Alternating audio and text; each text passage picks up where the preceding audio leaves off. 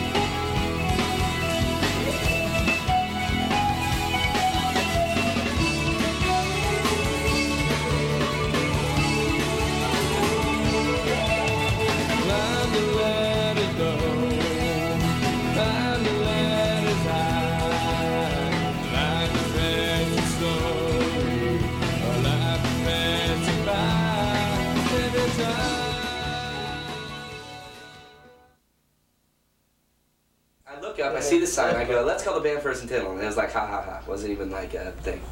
and then we just kind of stop and look at each other and just go, yeah. But when did we actually think that was a cool name? Yeah, we had a lot of doubt for a long time. But especially because of people's reaction to it. Yeah, it's funny because originally, when you're not like accustomed to how it sounds, you I'll just turn this off. I think it's funny. Yeah, when you're not like accustomed to how it sounds, it's like First and Tyndall, God, that's your crossroads across from the bank and right down the street from Kraus Jr. But after a while, it's just like I'm surprised we stuck with it. Yeah. Because in the early days of being a band, you're still like you're so into like that's okay. Like pressures from everybody. It's like everybody say First and Tyndall. That's Am I okay. Whatever. I'm surprised that right away we didn't go, oh god, because we're so worried about image and stuff. It's like you're so worried at the beginning. I think that we could have so easily changed it. It's original. It's not pretentious or anything. It's just hey, this is where we jam. This is where we grew up. This is where we're band. You know. Right, but I must say that outside of Tucson, it has the coolest like effect. Like people are like, oh my god, what's Tyndall? What's a? They have no idea it's streets. They really don't. I think it's a football metaphor. So someone said it. They asked me if it was a football metaphor like first and 10. Let's go. Let's go. Sounded great. No, you sure? No, I mean, yeah, fine.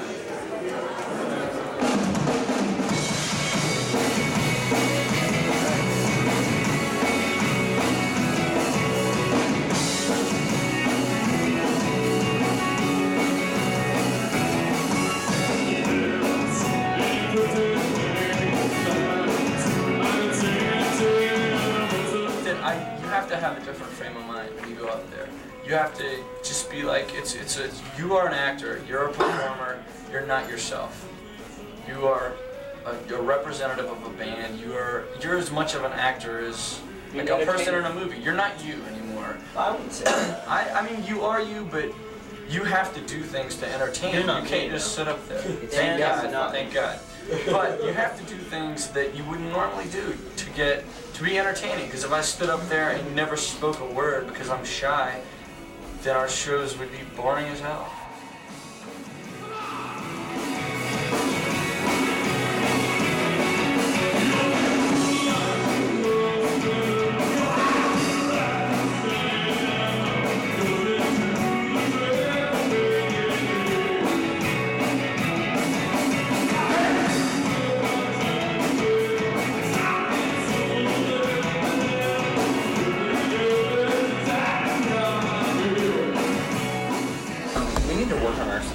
Getting our sound really tight, and now that we're just doing shows, we need to do a little more writing and try to be more cohesive together. Yeah, we have a lot of friction. It's nothing bad, but we need to really groove a little more together and work on some of the things that we hear on the radio that we really like and from the other bands. Like we need to get our background vocals up to par and just work on being a band that has like a real message and theme that kind of goes together in a package.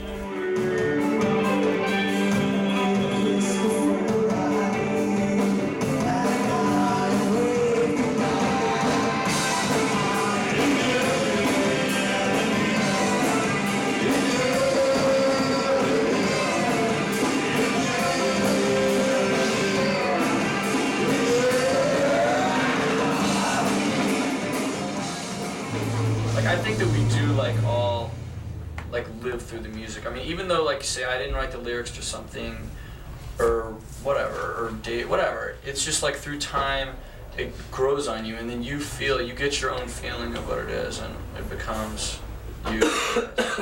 So I mean, it just all really just relatively takes time to become cohesive. Hey, back here.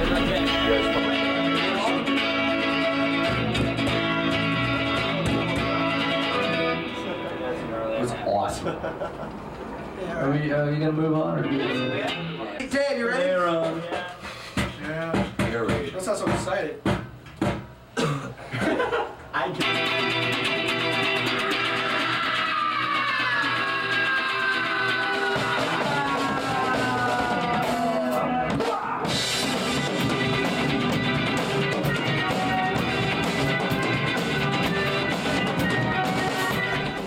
Kind of like a metamorphosis since we got together, because we came as a band and Dave had already written like a bunch of songs that Ides and March had performed and that he had written by himself and stuff, and so it's like we had kind of our immediate catalog that was all Dave, like Dave had written it all, and then over time it kind of changed, you know, like since Justin lived here I'd come by and like Justin would write, we'd write together, and then Dave would put something with it, and then Dan started writing more words, and then I think it's come to the point where we really share it.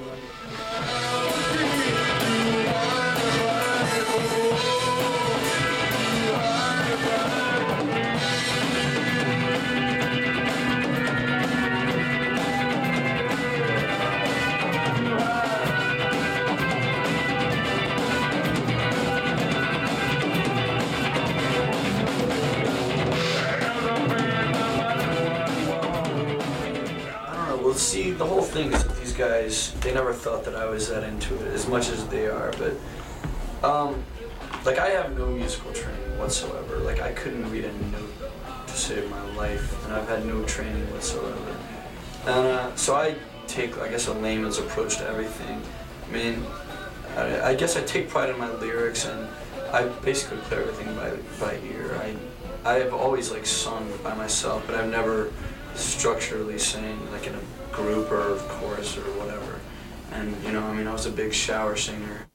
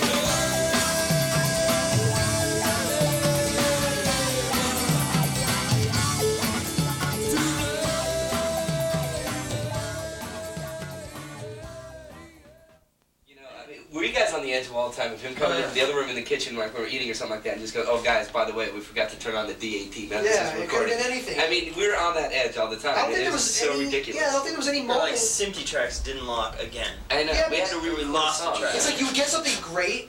I apologize for jumping around, but you would get something great, and you would be so excited, but then it would dawn on you that at any moment you could lose it. Yep. Because it like, And we usually did. and there were a couple of things, and there was actually one thing in particular.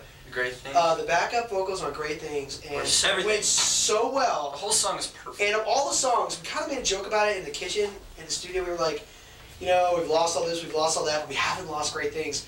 I don't know if it was right after that or sometime close, but the guy walks in and he's like, you know, I don't know what happened, but Great Things, you guys got to do the whole damn thing over. And we're like, all right, that's great.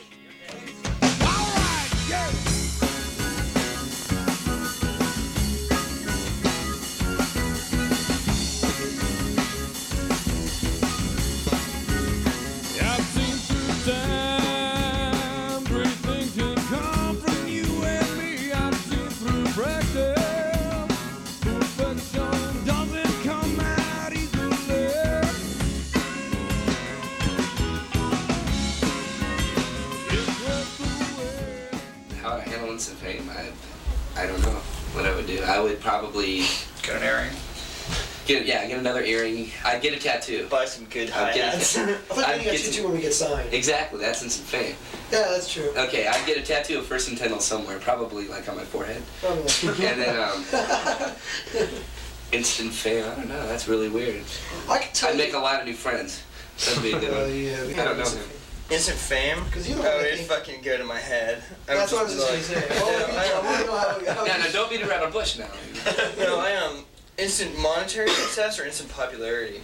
Well, they go Instant fame. Okay, well, I Really think good. I would handle Captain the money part. I would definitely go out and buy lots of musical things because I'm a junkie in that respect. But when it comes to like being humble, I think that I'm a really humble person around people I don't know. So I'd be like, hey, really nice to meet you. Let's talk. And I bring them in, give them a beer, and pat them on their head and send them on their way. I've never heard that. 1, 2, 1, 2, 3, 4.